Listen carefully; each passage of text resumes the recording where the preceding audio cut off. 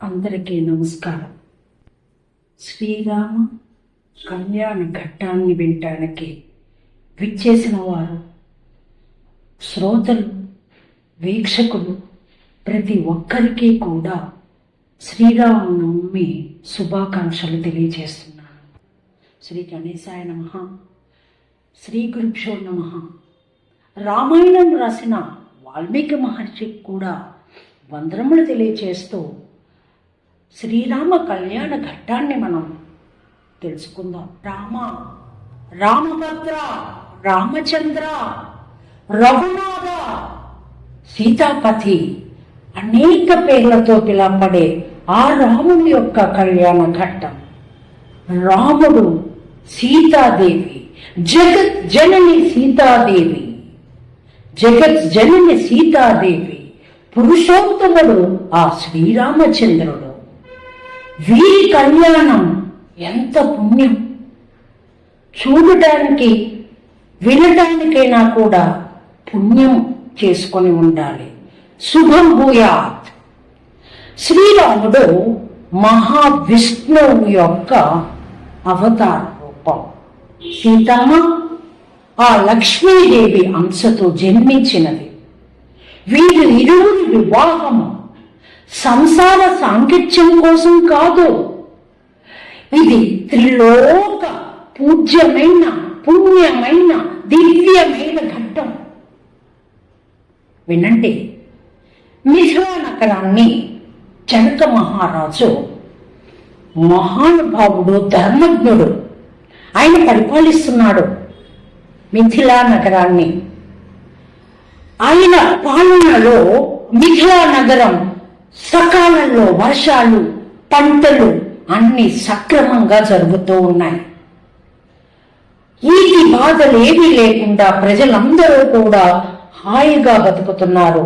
అటువంటి సమయంలో అనుకోకుండా కరువు వచ్చింది. ఆ కరువు కారణంగా మిథిల చక్రవర్తి జనక మహారాజు రాజయాగం చేద్దామని భూమి దున్నటానికని బయలుదేరాడు. భూమి దున్నుతున్నప్పుడు టంగుమని అతని నాగలి కర్రకి ఒక శబ్దం వచ్చింది. క్రిందకి చూడగా వెలుగులు వెదజల్లే ఒక బంగారపు పెట్టె కనిపించింది. దాన్ని తీశాడు.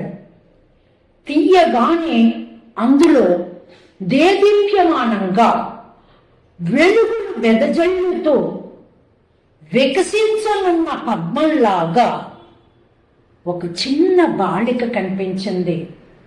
ఆయన కళ్ళంబడి నీళ్లు కారినాయి, ఆనంద బాష్పాలు కారినాయి. ఆయన అనుకున్నాడు, అమ్మా, నీవు నా కోసమే వచ్చావు, నా పుత్రికవి, నువ్వు అయోనిజవి, భూమి నుండి జన్మించిన నీకు సీత అనే నామకరణం చేస్తాను అని సంతోషంగా తీసుకొచ్చి పెంచుకుంటున్నాడు. ఆ తల్లి, ఆ బంగారు తల్లి ఆట పాటలకి ఆయన దగ్గర ఎన్నో వంశపరంగా వస్తున్న ఒక శివధనుసుకి ఉండేది. దానికి పూజలు చేస్తూ ఉండేవాళ్ళు వేరు. దానికి అది సీతమ్మ వారికి ఆట వస్తువుగా మారిపోయింది. దానితో ఆడుతున్న సీతమ్మని చూసి జనక మహారాజు తప్పనిసరిగా ఎవరైతే ఈ శివధనుస్సుని ఎక్కువ పెట్టగలరో అతనే ఈ సీతమ్మకి భర్త కాగలడు అని మనసులో నిర్ణయించుకున్నాడు. మనసులో నిర్ణయించుకొని స్వయంవరం ప్రకటించాడు. ఇటు పక్క ఈ విధంగా ఉండగా అటుపక్క దశరథ మహారాజు నలుగురు బిడ్డలు శుక్లపక్ష చంద్రుడు వాడే దినదిన అభివృద్ధి చెందుతూ ఉన్నారు. వారి దగ్గరికి ఒక రోజు విశ్వామిత్రుడు వచ్చాడు. వచ్చిన విశ్వామిత్రుడిని సాదరంగా ఆహ్వానించాడు దశరథ మహారాజు. ఆయన, మీ కోరిక ఏమిటో తెలపవలసింది, తీర్చదను అని అడిగిన దశరథ మహారాజుతో విశ్వామిత్రుడు అన్నాడు కదా, నేను చేయు యజ్ఞానికి, యాగానికి, నా తపస్సుకి భంగం కలిగిస్తున్నారు అనేక మంది రాక్షసులు. నీ రాముణ్ణి నాతో కనుక పంపితే నా యాగ రక్షణ కంప్లీట్ చేసుకొని నేను హాయిగా ఉండగలుగుతాను, పూర్తి చేసుకొని హాయిగా ఉండగలుగుతాను అని విన్నవించుకున్నాడు విశ్వామిత్రుడు. దశరథ మహారాజు గుండెల్లో రాయి పడ్డట్టయింది. చిన్నారి పొన్నాని ఈ చిన్నవాడిని మీతో పంపే కన్నా నేనే వచ్చి మీ యాగాన్ని రక్షిస్తాను అన్నాడు. వల్ల కాదు అన్నారు. మిగిలిన వశిష్ఠాది మహామునులందరూ కూడా విశ్వామిత్రుని మాట జవదాటలేమో, మీరు రాముణ్ణి పంపించండి, ఇది లోక కళ్యాణం కోసమే, ఏమాత్రం ఆలోచించవద్దు అని తెలియపరచగానే దశరథ మహారాజు మనసు కుదుటపరుచుకొని రాముణ్ణి విశ్వామిత్రుడితో పంపటానికి అంగీకరించాడు.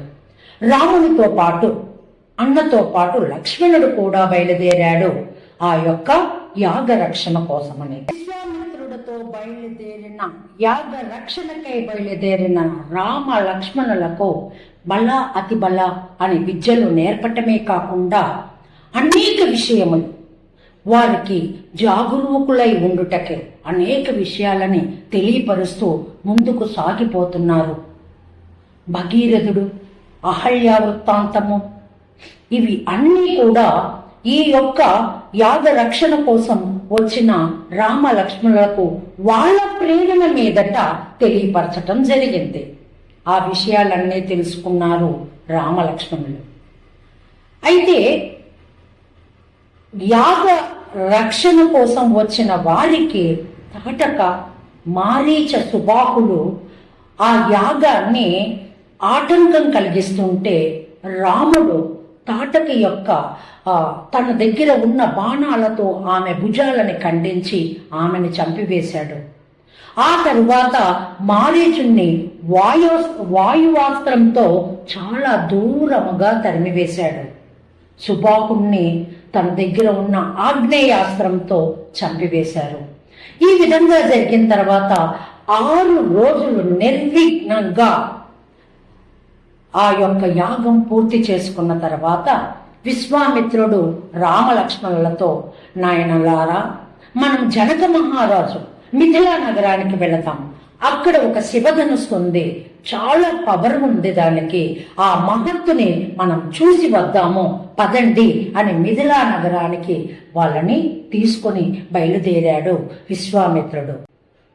గురువు ఆజ్ఞని శిరసావహిస్తూ ఆయన ఉపదేశాలని ఆచరిస్తూ వారి వెంట బయలుదేరారు రాముడు లక్ష్మణుడు.